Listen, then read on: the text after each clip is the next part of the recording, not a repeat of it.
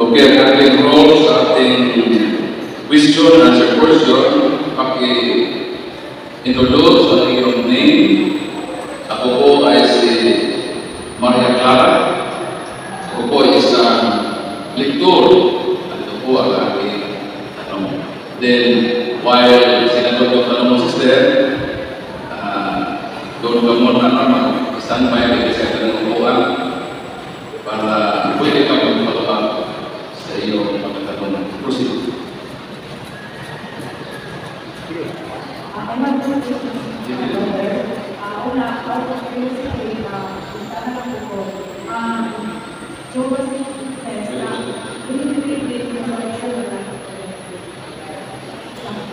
Ang Jehovah's Witnesses ay naniwala sa pagkabuhay ulit. Pero yung incarnation ay ang resurrection day ay yung pagbalik ng Jesus, yung kanyang sikat namin. Ang Jehovah's Witness hindi naniwala sa tinatawag na individual judgment. Kaya nang binanggit sa Hebrew 9:7, man is appointed to die, and after death is judgment. Ang kailang judgment ay yung general. Yun na ang nakapagpapauhay ulit sa John 5:20-29. So ang Jehovah's Witness at sa atin ay magkapareho na naniwala na meron talagang pagkabuhay ulit. Next question.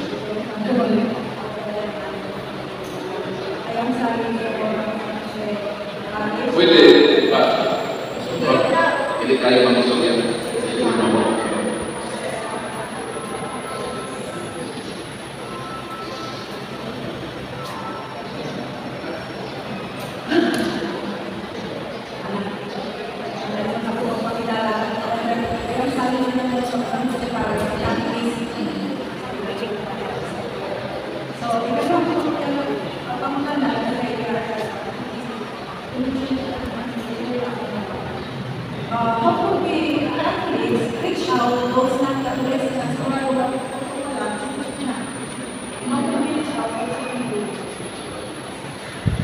So, ang mga ibang religiyon talagang manimago sila o ang Katoliko na ay mag-house-to-house sapagkat ang mga non-Catholics ang talagang house-to-house sa amin, pinong kami ng pag-friendly evangelism. Talagang paghalimbawa ikaw po ay regular pioneer, kukuha ka ng 90 hours per month o tinatawag na house-to-house evangelism. Special pioneer, 20 hours, special pioneer, 16 hours. Meron kaming goal kasi. Kaya ma-obligat kami na mag-house to house sapagkat meron kaming monthly reporting. Mag-report kami sa Watch Tower sa Idit. Sa ating gawain ng pangaral in house to house. Sa Katoliko, hindi tayo pinaubliga na mag-house to house. Maliban kung meron tayong programa sa parokya o sa diocese na mayroong mga well-trained na mga Katoliko, hindi pwede na Katoliko kapag sa mga training, magandawin na training. Kailangan nila na mahapang posisyon. Kami sa Catholic Church sa Bohol, ang aming form of evangelism to reach out our beloved non-Catholic brothers and sisters, yung market training. So yun ang aming ginagawa. Wala pa kami ang gumawa ng house-to-house evangelism. So, yung sinabi mo na paano tayo kung mag-house na paano natin gawin, ang unang gawin, kailangan bubuo ng isang programa na kung saan ang mga Katoliko i-undergo sa training na iyon para meron silang sapat na kaalaman. Meron silang historical knowledge, lalo na to anticipate the questions sa mga non-Catholic brethren natin during sa ating house-to-house evangelism. Kami sa Saksi ng Jehovah, meron kami isang aklat. Alam na namin kung ano ang pwedeng sa loob sa may bahay.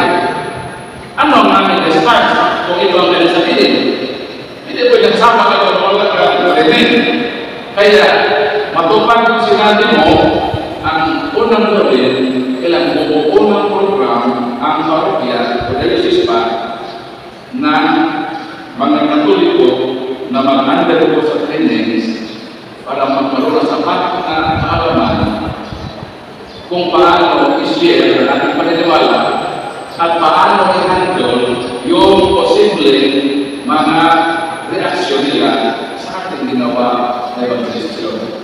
So, mahaba pa ang proseso sa iyong sinabi step. Salamat sa saya. Next. Good morning. My name is from Balisa, Sister Balisa. Ako pong pangalan is, as far as I know, we are supposed to be baptized as ama.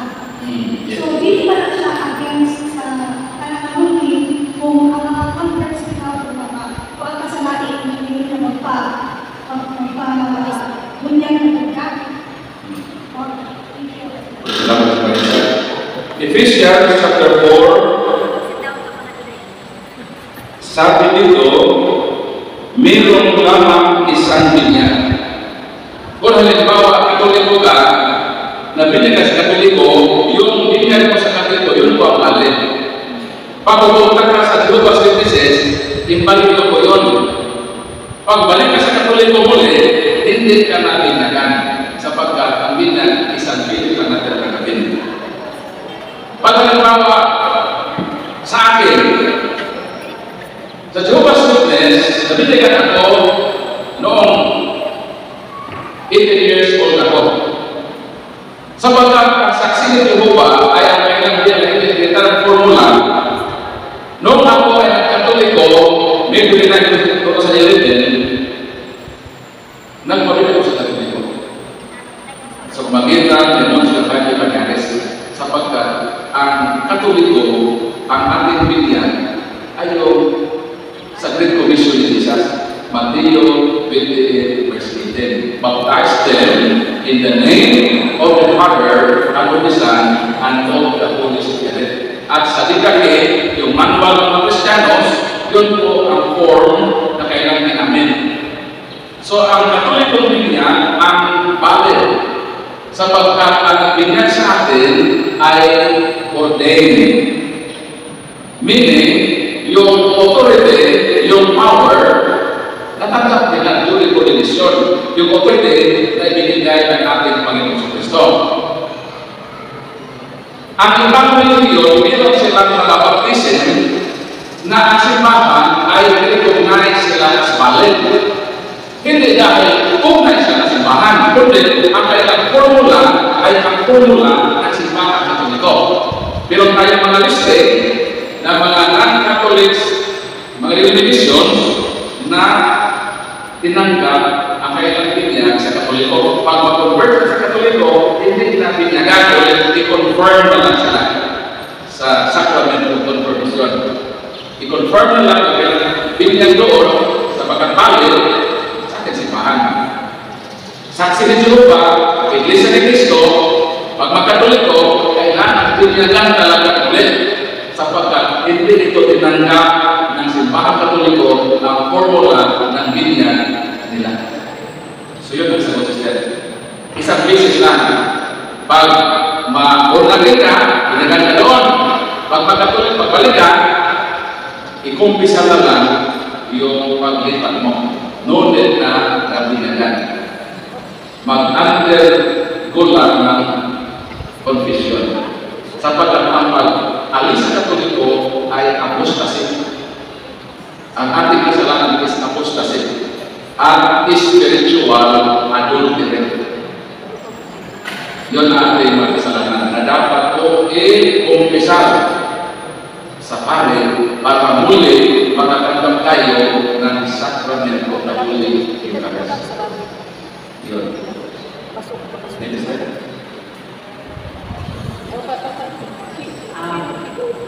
Maayong taon ko. Ako, brother, I am the president of the Mother Welfare Association. At kami na tawag lang sa chairperson ng ako. Ang aking pagkanin mo, since naging mo conversion in 2011, what is your impression in general sa mga Katoliko? Ano sasabi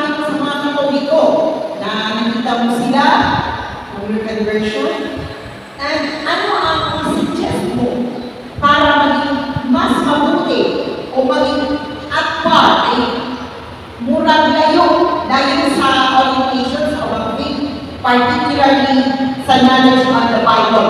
Labihan ang evangelization. Ano ang sabi niyo? Salamat, Sister, no? Noong ako, Sister, ay saksi pa ni Tutuba, tinulungan kami, Sister, na huwag kayong makipagkaibigan sa mga Katoliko. Bakit? Mahahawa kayo sa kailang masamang mga ugali. Meaning, para sa amin, bad influence ang Katoliko sa aming buhay. Kaya noong ako po ay saksi ni Jehovah, hesitant po ako na magkipagkaibigan sa Katoliko. Sapagkat hindi sa aming kaisipan na ang Katoliko ay masama. Masama sa influensya sa aming pamumuhay bilang Jehovah's Witnesses. Pero, binigyan ko ng panahon kung ano ba talaga ang buhay sa Katoliko. Doon ko nakikita na mayroon palang Katoliko na napakabait. Mas mabait pa sa mga saksi nito. So, hindi, nagbago ang panahon. Hindi pa lang totoo. 100% ang sinabi sa amin na ang Katoliko ay masama. Marami palang Katoliko na talagang mabait at maganda ang kanilang pamumuhay i-compare doon sa Jehovah's Witnesses. Noong naging Katoliko na ako, karamihan talaga sa Katoliko dahil sa kakulangan ng katekism. Kakulangan sa pagsunod sa magandang balita sa tunay na pamumuhay na tinuro ng Diyos. Kaya natin nakita lang Katoliko na sa Bungiro, Katoliko na sa Bungiro, kung minsan yung mga mabait na Katoliko nakalimutan natin. So ano natin gawin? Nung ako ay naging Katoliko, gusto ko na yung mga non-Catholics ay akitin sa ibang Katoliko. Kaya sabi nila, Brad Paul, paano naman kayo maakit sa Katoliko? Mga masamang buhay nila. So yun ang kanilang negative remark. At doon nakakiligan ko isang mali sa akin ng Brad Paul, ang unahin mong evangelize sa Katoliko. So tayo pala, Sister, meron tayong tungkulin na evangelize ang ating kapwa Katoliko. Doon muna tayo mag-tawag sa kanila. Maraming mga Katoliko na nominal Katoliko. Merong Katoliko na tinawag maximal Katoliko. Kahit walang simba magsimba. Meron naman Katoliko na minimal Katoliko. Minsan ang magsimba. At meron mga Katoliko na hindi na talaga nagsimba. Ang tawag niya, animal Katoliko. So yun ang mga Katoliko na dapat natin bigyan, uhusan natin ng panahon na evangelize sila, bigyan ng tamang katekism para muli manumbalik ang sigla nila sa ating paniniwala. Ang Diyos na bahala sa mga non-Catholics. Kung sa ating pag-evangelize at katamaan sila, Christian. Pero unang-una, dapat ang mga Katoliko talaga na nanlabing na sa kailang paniniwala. Yun ang ating house-to-house. Kaya na tayo sa Katoliko rin sila. Kaysa pupunta tayo sa Katoliko, debate na ang mangyari sa sila. Doon muna tayo sa mga Katoliko na minsan lang magsimba. Doon natin sila. Doon natin ilulog yung tayo sa pag-evangelize sa sila. Yun ang ating. At yun din ang nakikita na isa sa mga problema ng ating simbahan. Marami tayo mga membro na Katoliko by name, kailangan lang katukin ang puso. Sister, brother, magsimba tayo. Ikalagin sila. Tulungan sa masakarito sa kailang pamilya. Sapagkat may mga Katoliko na nahirapan na bumili sa sakramento, maraming mga requirements. Sabi na kanilang kapitbahay, nandun na kayo dito sa amin. Madali lang ito, mabigyan. Dahil gusto mag-shortcut, hindi gusto mag-hirap, napunta sa ibang Pilipinas. So meron tayo malaking trabaho na tayo na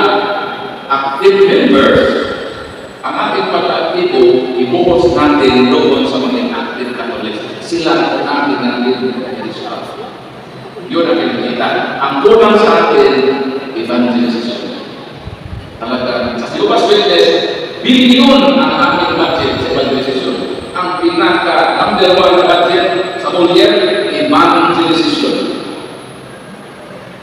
Ang ating kulang, yun. Dapat may budget sa evangelism. Seperti itu ang makapagligtas ng maraming buhay sa mga living sins na mga mahal natin na nangyayari sa mga. Yung sister, at ating pray, ang ating authority, ay bigyan ito ng panasulid sa ating sinodal. Napasok na ito sa ating plano sa Pag. Sunod. Ay.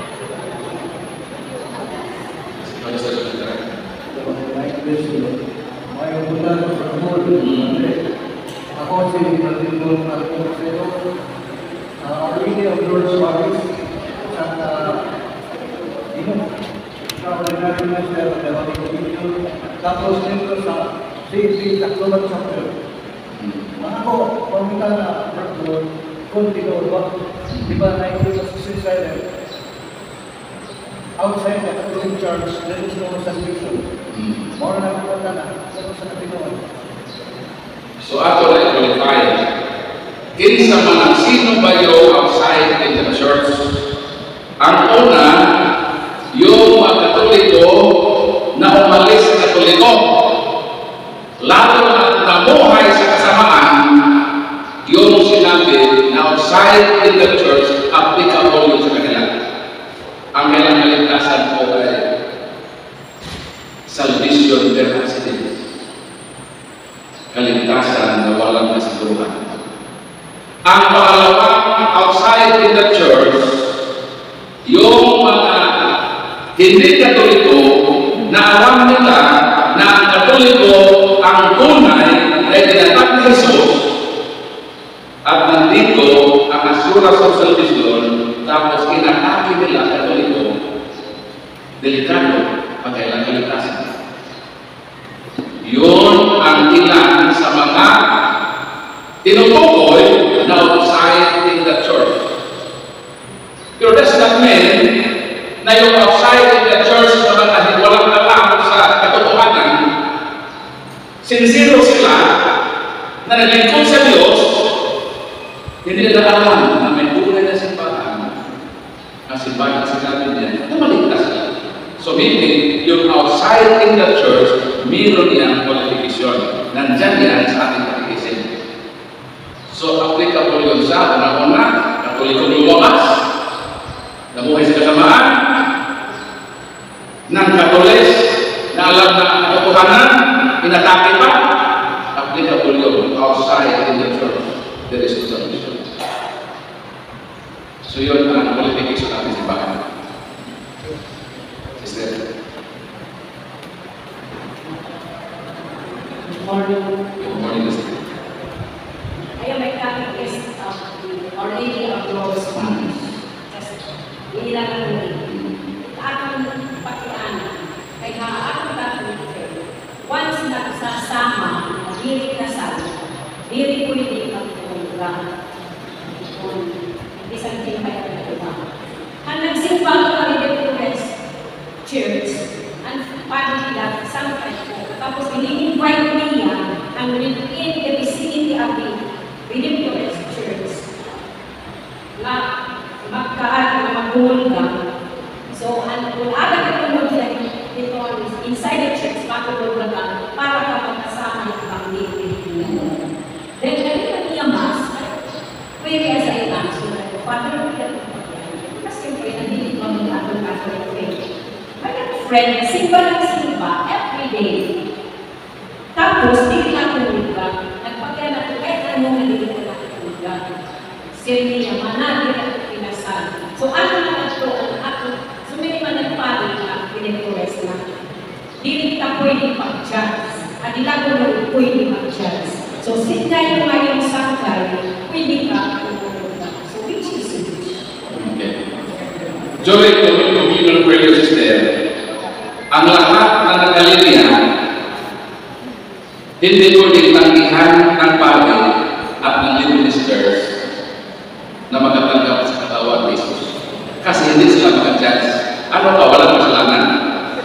Hindi yung tanong nila. Body of Christ, walang kasalanan? Hindi pwede yan. Lahat ng nakalinya ay pwede patanggapin sa katawan ni Jesus. Ang consequences doon na sa komunikan. Walang role ang ministers o pari na mag-imbestiga sa buhay ng mga nakalinya. Tama doon sinabi ng pari na wala tayong karapatan na mag-judge.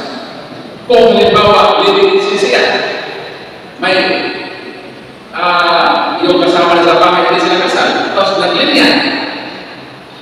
Ay, parang nabutan niya. Kung hindi niya alam, ang sinabi na ng Korinto, anong sabi ng Biblia? O ng Korinto 7:27, sanglit at doon makaon ang tinapay ang Ginoo, nga nainom, tikang at iya, hindi tapos, nakakasala kontra ang lawas o dugo ang Ginoo.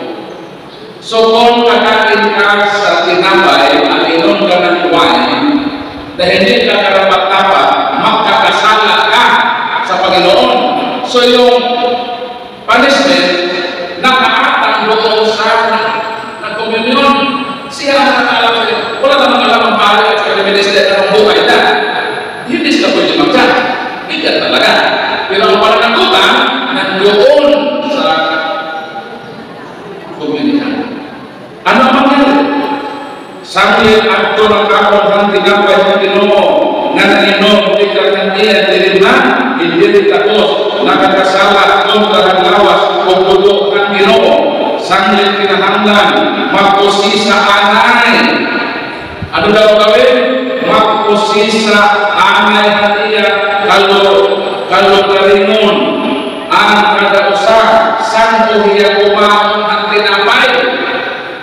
Ang Panginoon, tikang hatirinnan, kahit kung dili riyak, nasabot ang kahulugan ng lawas ang Ginoo, kung nakaon niya ang tinapay, na nalinom, tikang hatirinnan, nagbuhukom niya, ang iya, kalugarinon. Amo ini ang hinunggan na damo ang iyo, in mga nagsakit, na magluya, nga damo na rin nagkamatay. Ikaw ang natanggap ang punishment sa Panginoon kung alam mo ang iyong buhay na lilipinsin ka, kakain ka ng tinapay, ikaw ang mananagot. Walang hindi mananagot kung minister at saka pare, hindi nag-judge ang buhay mo pag ikaw ay magkalawa. Natanggap ka sa katawan ng Jesus. Eh tama yung sila huwag ka mag-judge. Ano ba? May kasalanan ka wala? Pati yung parehas. Sagot. Ano kasalanan mo gagawin? Wala yung mag-imbestiga ng pala sa buhay. Hindi sila judge. Hindi sila mag-imbestiga ng ating buhay. Tayo ang mag-investigate. Ayaw sa versikulo. O si Sakon. O si Sakon na ito ang sa kanila. Or tapos makita na kakain ka ng katawan. So yun, sister.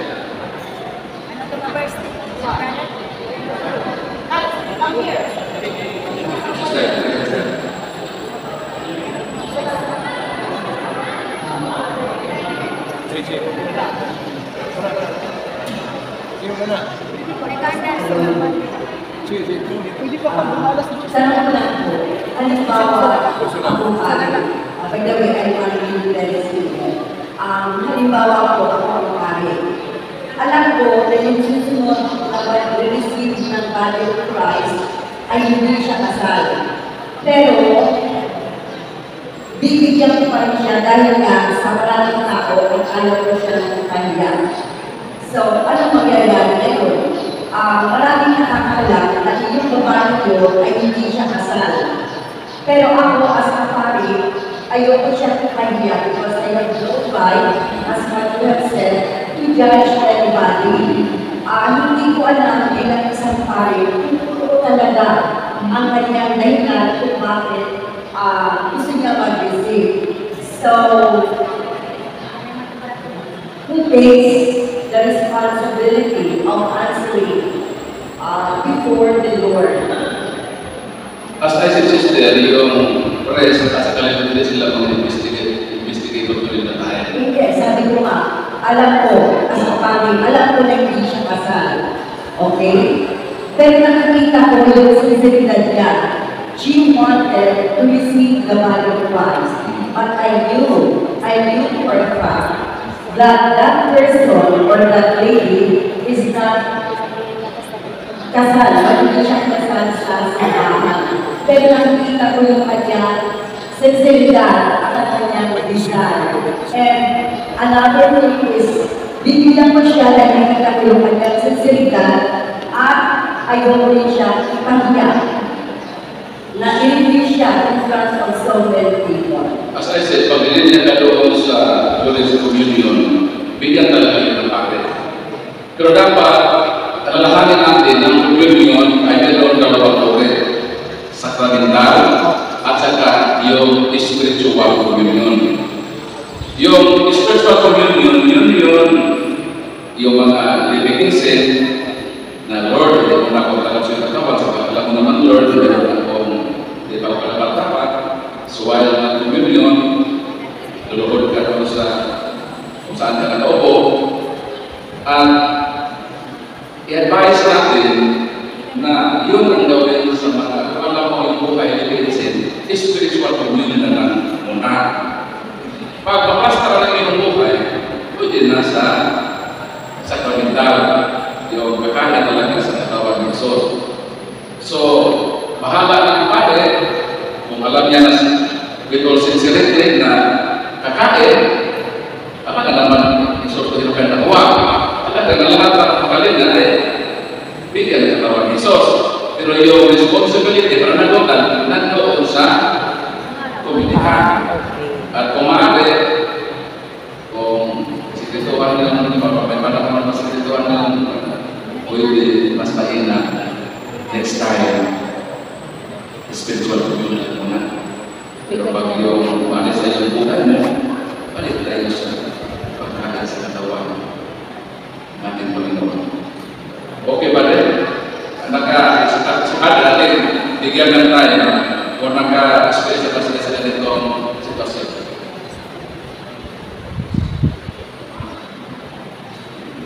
Kulitin ini ang pakiyanan kita, iulong itong na upoy na kasal na dili ini mga karawat ng lawas ni Kristo. Tulad kay Siripan na pasal ay gagawin nila siya sa musulman o taga-Korinto apin ko 11 versículo 26 at 27 at mahamati sunod kay supaya niya examen. Tungkol kay kung nakaraman kita, sabihin tapos nakabuhat tayo sala kontra ang lawas ng Tuhan atong Ginoo.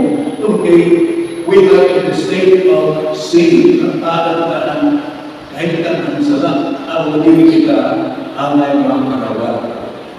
At itong diri maalam, trabaho itong mga paalam yan na kinagayang kulit. Pero itong diri maalam, ang karawat na Siripali brother, diri kita makahukum niya. Itong kaya nag-disrupt ang paalam. Ang disrupt ang may nakapuan, hindi paghukum. Lalo din ang nangin sa Mateo, kapitong 5, versikulo 4, ayaw ko paghukum para gawin doon ang hukuman. So, only God can judge. Nobody among us judges the world. Anyone else. When you point one finger at anyone, you do not know that. Mas through the whole world, may tutulog na ino. So, ang ito kung magyaran ng mga baril, na minsan pa rin araw na nahiya may kulunod na dito na kasal na for the sake of kanan diri may sa kalong intakan na iya, katatang na iya. Pero masunod, sumata niya ba niyo, sunod na yung pagkarawan. Kung ka pumaaraw na, kuwanina, so ganito na sa ating kinulit, sumati niya na ay yung pagkarawan kayo. Hinindang mga pinsala. Doon din yung pinsala, dahil nagkasala, doon yung ruga, at nakarawan pa ka, nadaring tapos, itong lawas ng Holy Cristo, naging doon din yung pinsala. So, ako yung bagan, ako yung mga Okay,